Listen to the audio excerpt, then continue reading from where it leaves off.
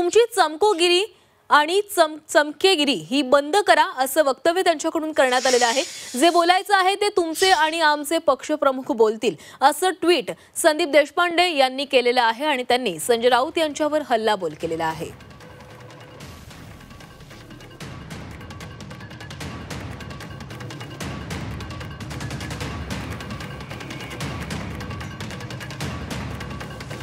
ट्रम्पपासून गल्लीतल्या नगरसेवकाला प्रश्न विचारणारे आम्हाला सल्ले देतात की प्रश्न विचारू नका।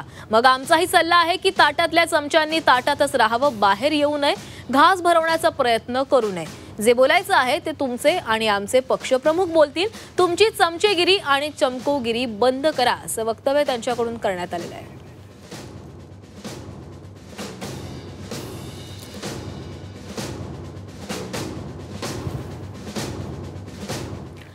तर या संदर्भात आपण बोलणार आहोत। आपल्यासोबत मनसेचे नेते संदीप देशपांडे स्वतः जोडले गेलेले आहेत। संदीपजी, तुम्ही ट्विट करत संजय राऊत यांच्यावर निशाणा साधलेला आहे। तुमची चमचेगिरी आणि चमकोगिरी बंद करा असा सल्ला तुम्ही देताय।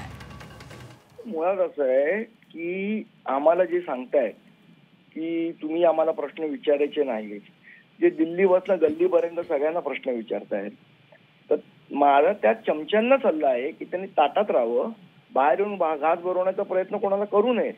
मुळात असं आहे, आतापर्यंत कधीही उद्धव ठाकरे म्हणालेले नाहीत की त्यांना मनसेबरोबर युती करायची।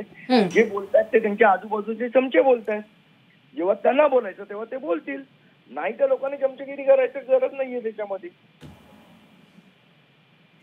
नक्कीच धन्यवाद संदीपजी तुम्ही दिलेल्या सविस्तर प्रतिक्रियेसाठी। तर या युती संदर्भात जर कोणाला बोलायचं असेल तर दोन्ही ठाकरे बंधू बोलतील, इतरांनी कुणीही बोलायची गरज नाही असा सल्ला संदीप देशपांडे यांनी ट्विट करत दिलेला आहे। संजय राऊत यांच्यावर त्यांनी अप्रत्यक्षपणे निशाणा साधलाय।